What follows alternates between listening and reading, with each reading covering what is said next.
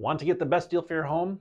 It all comes down to savvy negotiations. Today, we're going to talk about how to handle negotiations effectively to get the best result for your home sale. Learn the strategies top agents use to create win-win situations. I'm John Buckner with the Buckner team at Keller Williams Westfield. Negotiation often gets a bad rap because people think it's either you fight to get what you want or it's something rude to avoid. But good negotiations is about finding a win-win situation where everyone gets what they need. It's about compromise and communication. Like marketing, you don't have to become an expert in negotiations yourself. Instead, you need to understand the negotiation styles of agents you're interviewing and how much specific training they've had. The competitive negotiator. This is a winner-takes-all kind of negotiator. It's an old school type of negotiation that isn't very effective today.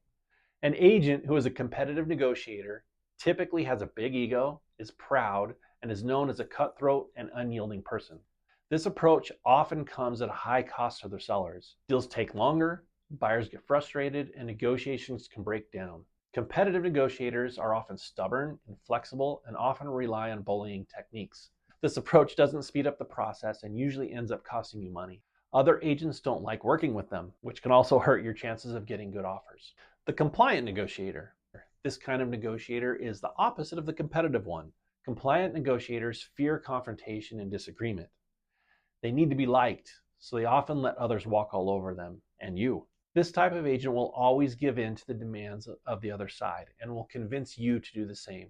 They might be nice, but they won't represent your best interests. Negotiation is a part of every real estate deal.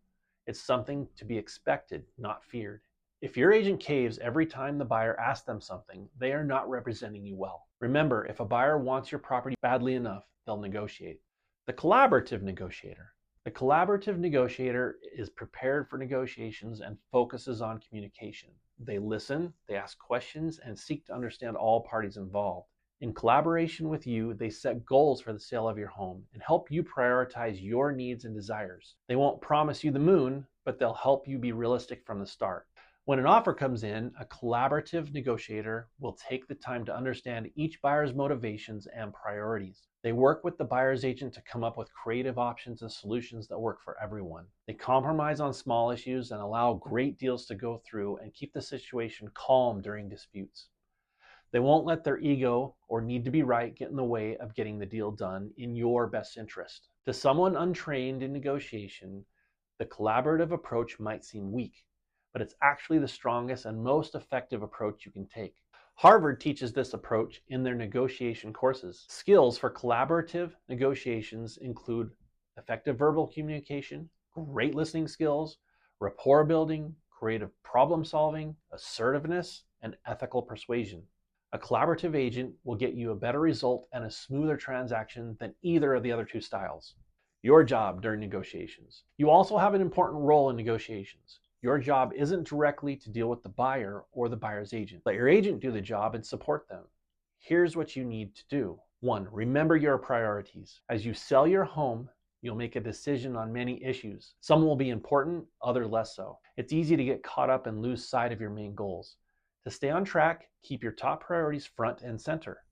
This will help you navigate the challenges and make informed decisions that align with your ultimate goals. 2. Stay calm and think it through. The best decisions are not made when we're feeling emotional.